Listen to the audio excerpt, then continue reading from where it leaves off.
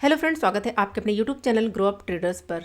Friends, इस video में आपको बताने वाली हूँ कि क्यों हमारे लिए ज़रूरी है बैंक निफ्टी के कंपोनेंट्स को देखना। अगर आप बैंक निफ्टी में ट्रेड करते हैं तो ध्यान रखिए फ्रेंड, आपको बैंक निफ्टी के कंपोनेंट्स को देखना बहुत ज़्यादा ज़रूरी हो जाता है। तभी आप बैंक निफ्टी का जो मूवमेंट होता है उसे आप कैप्चर कर सकते हैं, चाहे वो अप साइड के लिए हो या फिर डाउन साइड के लिए। सो फ्रेंड, इस वीडियो में बने रहिए और जो लोग इस चैनल पर नए हैं चैनल को जरूर सब्सक्राइब कर लें। और जो मेरा टेलीग्राम चैनल है, अगर आप उसे ज्वाइन करना चाहते हैं तो वीडियो के डिस्क्रिप्शन में आपको लिंक मिल जाएगा, आप ज्वाइन कर सकते हैं। तो चलिए यहाँ पर हम शुरू करते हैं कि कैसे हम बैंक निफ्टी का जो मूवमेंट है वो कैप्चर कर सकते हैं बैंक निफ्टी के कंपोनेंट्स को देख कर। सो फ्रेंड, सबसे पहले आप लोग ये बताइए कि कितने लोगों को ये पता है कि बैंक निफ्टी के जो कंपोनेंट्स हैं कितने कंपोनेंट्स हैं। सबसे पहले आप लोग कमेंट बॉक्स में ये लिखिए कि बैंक निफ्टी के कितने कंपोनेंट्स हैं। अगर आपको नहीं पता है तो चलिए मैं आपको यहाँ पर बता देती हूँ। तो देखिए, अभी आपके सामने जो चार्ट ओपन किया है ये मैंने ओपन किया है बैंक निफ्टी का और ये ओपन है धन ऐप पर। तो अगर आप भी अपने अकाउंट ओपन करना चाहते हो तो वीडियो के डिस्क्रिप्शन में आपको लिंक मिल जाएगा, आप ओपन कर सकते हो, बिल्कुल फ्री में ओपन होता है। और बहुत सारे ऐसे फीचर्स हैं जो आपको एक ही ऐप में मिल जाते हैं। तो देखिए, यहाँ पर चार्ट ओपन है। अभी हम थोड़ा सा डाउन आएंगे तो देखिए यहाँ पर ये शो कर रहा है पॉजिटिव स्टॉक्स और निगेटिव स्टॉक्स। पॉजिटिव स्टॉक्स, अभी देखिए मार्केट क्लोज है तो यहाँ पर ये शो कर रहा है कितने स्टॉक हैं जो पॉजिटिव हैं और कितने स्टॉक हैं जो निगेटिव हैं। अगर कोई स्टॉक न्यूट्रल होता है यानी कि मूवमेंट नहीं होती उसमें तो यहाँ पर शो करता है। तो कितने कंपोनेंट हो गए यहाँ पर 9 और 3, 9 + 3 कितने हो गए 12, यानी कि 12 कंपोनेंट्स होते हैं जो बैंक निफ्टी के अंडर में आते हैं। यानी कि जो मूवमेंट होता है ये इन 12 बैंकों का यानी 12 स्टॉक का मूवमेंट होता है बैंक निफ्टी में। तो कौन कौन से स्टॉक को हमें देखना चाहिए? क्या हमें ये 12 के 12 कंपोनेंट्स को देखना है? नहीं फ्रेंड्स, जो हमारे लिए इम्पॉर्टेंट है हमें सिर्फ उन स्टॉक्स को देखना है, यानी कि उन कंपोनेंट्स को देखना है। अब ये हम कैसे पता करें? तो देखिए, जो मैं बैंक के देखती हूँ, HDFC देखती हूँ, ICICI देखती हूँ, SBI देखती हूँ, एक्सिस और कोटक, मैं ये बैंक को देखती हूँ। और सबसे ज़्यादा जो बैंक में देखती हूँ वो देखती हूँ मैं HDFC, ICICI और SBI को। इन तीनों का मैं मूवमेंट देखती हूँ, ये किस तरफ को मूव कर रहे हैं। ये जिस साइड को मूव कर रहे होते हैं तो बहुत अच्छा मूवमेंट हमें बैंक निफ्टी में देखने को मिलता है। क्यों देखती हूँ? तो देखिए, जो इनका वेटेज है, यानी कि अब वेटेज का मतलब यहाँ पर क्या है कि अगर बैंक निफ्टी जितना भी मूव करती है अप साइड हो या फिर डाउन साइड, यानी कि जितना भी वो मूवमेंट करती है तो उस मूवमेंट में सबसे बड़ा जो रोल होता है वो होता है हमारा HDFC बैंक का, उसके बाद हमारा होता है ICICI बैंक का और उसके बाद SBI, एक्सिस और कोटक का। और भी जो बैंकें हैं वो जो छोटी छोटी बैंक्स हैं वो भी मूव देती हैं, तो वो 1%, 2% का देती हैं। चलिए मैं आपको यहाँ पर वेटेज दिखा देती हूँ कि किस किस बैंक का कितना कितना वेटेज है बैंक निफ्टी के मूवमेंट में। तो देखिए यहाँ पर ये शो करेगा HDFC बैंक का वेटेज कितना है, यहाँ पर 27%, ICICI बैंक का कितना है 23%, और कोटक, स्टेट बैंक और एक्सिस का कितना है 11% है। ठीक है, बाकी इस इंडसइंड बैंक का कितना है 5 है, AU का कितना है 2, और ये सब बंधन बैंक, इन सब का क्या है 1-1, 2-2% है। तो सबसे ज़्यादा वेटेज किसका है? तो सबसे ज़्यादा वेटेज किसका है? HDFC बैंक और ICICI बैंक का। तो इसीलिए मैं आपको कहती हूँ कि अगर आपको बैंक निफ्टी में मूवमेंट को देखना है तो उसके जो कंपोनेंट हैं खासतौर से HDFC बैंक, ICICI और SBI को देखना बहुत ज़्यादा ज़रूरी हो जाता है, तभी आप बैंक निफ्टी के मूव को कैप्चर कर सकते हो। सो आई होप फ्रेंड आपको ये चीज़ समझ में आ गई होगी कि जो बैंक निफ्टी में जो मूवमेंट आता है वो किस किस बैंक का कितना कितना रोल होता है। तो HDFC बैंक को देखना बहुत ज़्यादा ज़रूरी है, ICICI बैंक और SBI को। मैं इन्हीं 3 बैंकों पर ज़्यादा फोकस करती हूँ और उसके बाद यहाँ पर एक्सिस और कोटक को। चलिए इनका चार्ट हम ओपन कर लेते हैं ट्रेडिंग व्यू पर। तो धन ऐप के थ्रू हम ट्रेडिंग व्यू पर चार्ट ओपन करते हैं। यहाँ पर हमने चार्ट को क्या कर लिया ओपन।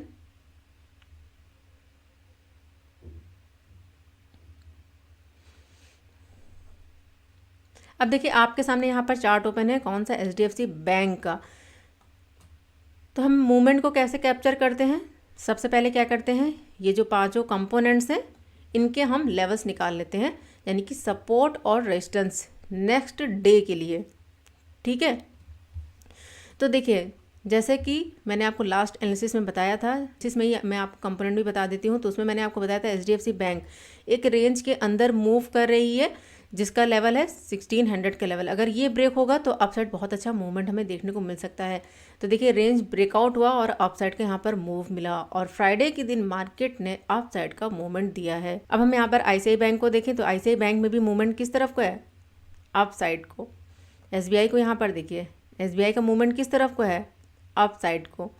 एक्सिस बैंक को देखिए, एक्सिस बैंक ने सपोर्ट बना के मूवमेंट किस साइड को दिया, अप साइड को। कोटक बैंक को देखिए, कोटक बैंक ने कितना अच्छा मूवमेंट दिया अप साइड को। तो यानी कि यहाँ पर ये जो पांचों की पांचों बैंकें हैं, यानी कि जो कंपोनेंट्स हैं, इन सब का मूवमेंट किस तरफ को था, अप साइड को, इसीलिए बैंक में भी मूवमेंट आया था। चलिए मैं यहाँ पर बैंक का भी चार्ट यहाँ ऑन कर लेती हूँ।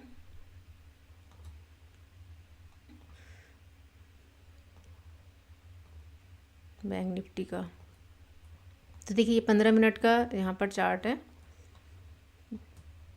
तो देखिए फ्राइडे के दिन मूवमेंट किस तरह से मिला, फ्राइडे के दिन मूवमेंट किस तरह से मिला। ये कैंडल है 9:15 की, मार्केट यहाँ डाउन आया, कंसोलिडेशन किया, कंसोलिडेशन के बाद यहाँ पर इसने क्या किया, ब्रेकआउट किया। ये कितने बजे की कैंडल है, अगर यहाँ पर हम देखें ब्रेकआउट की कैंडल,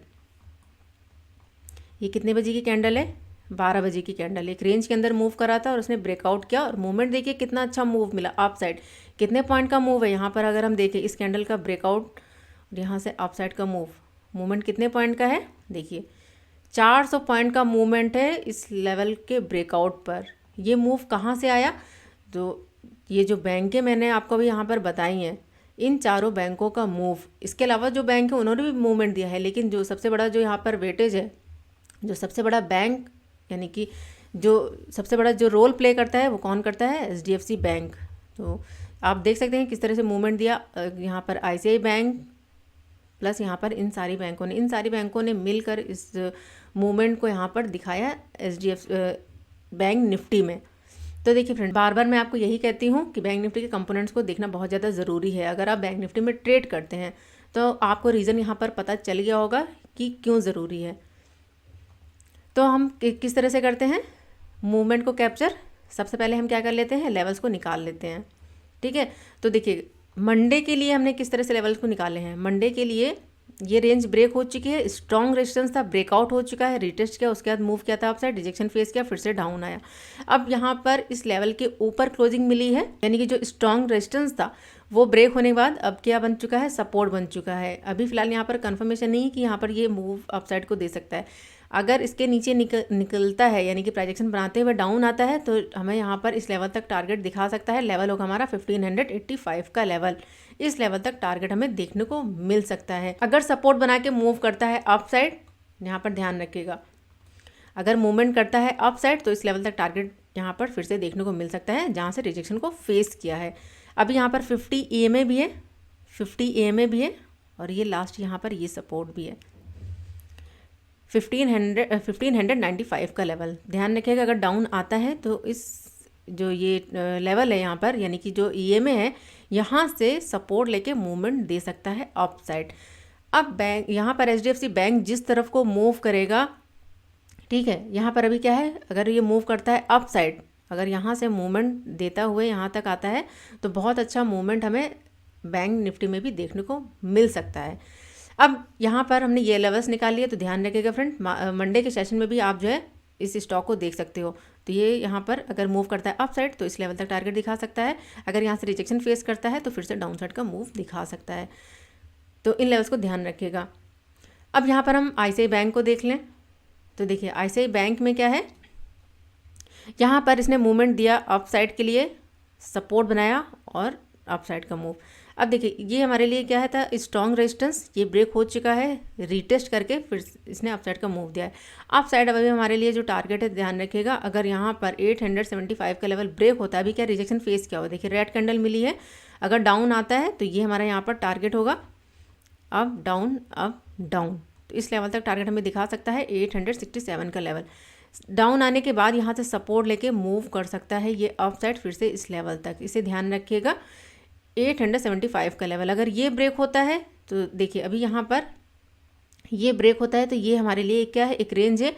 अगर प्रोजेक्शन बनाते हुए मूव करता है तो 880 के आसपास का लेवल भी हमें देखने को मिल सकता है आईसीआई बैंक में। फ़िलहाल यहाँ पर जो है रिजेक्शन के ही लेवल्स हैं, तो यहाँ से कहीं से भी जो है रिजेक्शन को फेस कर सकता है, इस लेवल से भी या फिर इस लेवल से, तो इन लेवल्स को यहाँ पर ध्यान रखिएगा। अब यहाँ पर हम बात करें एसबीआई की, तो देखिए एसबीआई ने भी काफ़ी अच्छा मूवमेंट दिया अपसाइड, और प्रोजेक्शन बनाते हुए इसने अपसाइड का मूव दिया है। अभी क्या है, इस लेवल को ब्रेक कर चुका है, सपोर्ट बनाया है, यहाँ से रिजेक्शन फेस किया है, तो इस लेवल को ध्यान रखिएगा। अगर यहाँ डाउन आता है, क्लोजिंग देता है, रिटेस्ट करता है, अगर डाउन आता है तो फिर से इस लेवल तक फॉल हमें देखने को मिल सकता है 594 के लेवल तक, तो ध्यान रखिएगा फ्रेंड। अगर अभी क्या है सपोर्ट बना हुआ है, अगर ये मूवमेंट देता है अप साइड तो हो सकता है फिर से यहाँ से रिजेक्शन को फेस करे, फिर से डाउन साइड का मूव यहाँ देखने को मिल सकता है। अगर 602 के ऊपर क्लोजिंग मिलती है, क्लोजिंग मिले, रिटेस्ट करे, उसके बाद मूव करता है अपसाइड, तो 608 का भी लेवल हमें देखने को मिल सकता है, जिस तरह से यहाँ पर ये प्राइजेक्शन बना हुआ है।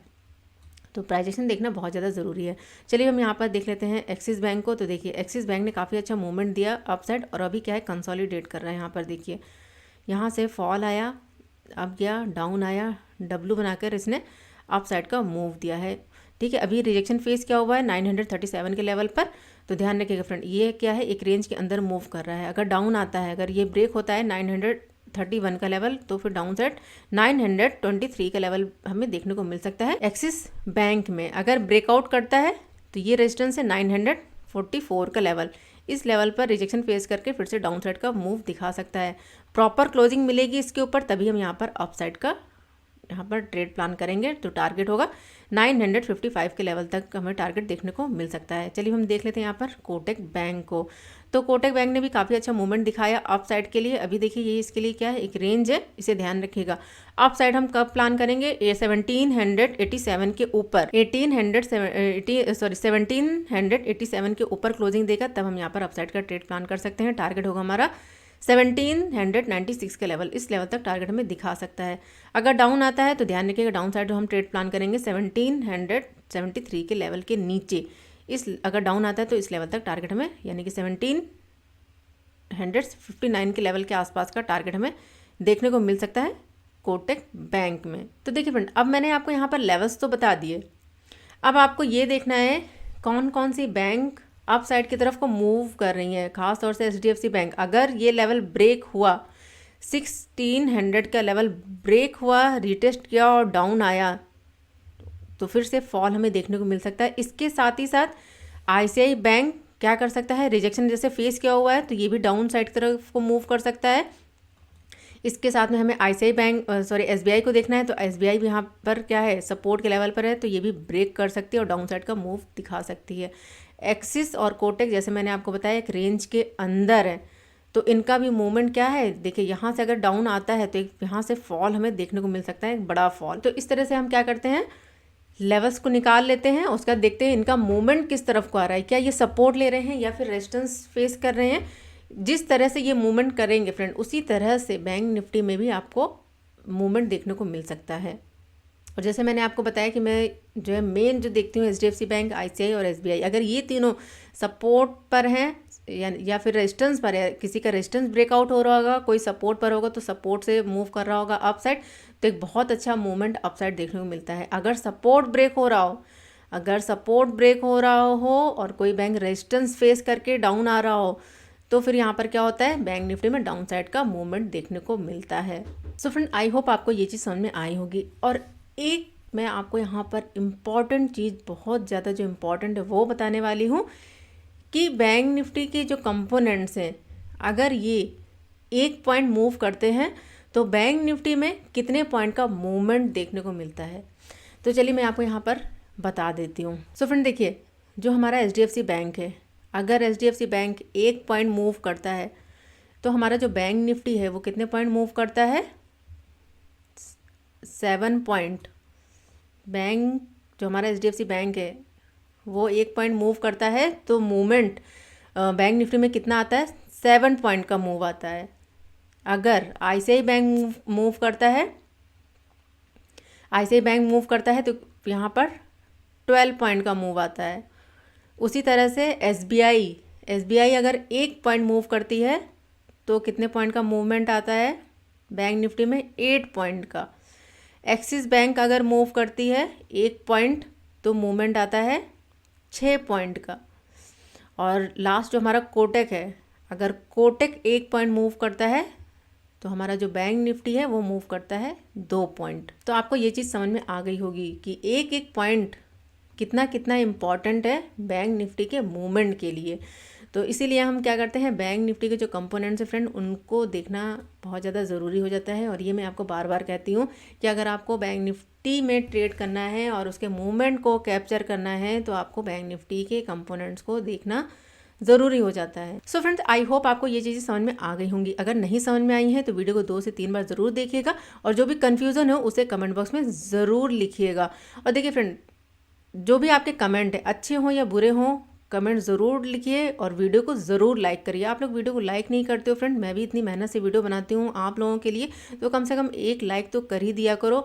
और कमेंट में ज़रूर बताया करो कि वीडियो आपको कैसी लगती है, कौन सा पॉइंट आपको अच्छा लगा, कौन सा पॉइंट समझ में नहीं आया। मैं कोशिश करूँगी उसको नेक्स्ट टाइम सुधारने की। अब आप लोगों में से कई लोगों ने मुझसे पूछा हुआ है कि मैम हम लेवल्स तो निकाल लेते हैं लेकिन कॉन्फिडेंस नहीं आ पाता है ट्रेड लेने के लिए। तो देखिए फ्रेंड्स, अगर आप कंपोनेंट्स को देखना स्टार्ट कर देंगे तो जो आपका कॉन्फिडेंस है वो स्ट्रांग हो जाएगा। आप खुद भी देखेंगे कि जो आपने ट्रेड प्लान कर रखा है, चाहे वो अपसाइड के लिए हो, डाउन साइड के लिए हो, तो वहाँ पर आपका जो कॉन्फिडेंस होगा वो स्ट्रांग हो जाएगा कि यहाँ से मूवमेंट अपसाइड को आ सकता है या फिर डाउन साइड के लिए, अगर आप कंपोनेंट्स को देखना स्टार्ट करते हो। फिलहाल इस वीडियो को यहीं पर ही एंड करते हैं फ्रेंड। अभी तक अगर चैनल को नहीं किया है सब्सक्राइब तो चैनल को जरूर सब्सक्राइब कर लीजिएगा। तो चलिए मिलते हैं नेक्स्ट लर्निंग वीडियो में, तब तक के लिए friends good bye and thanks for watching.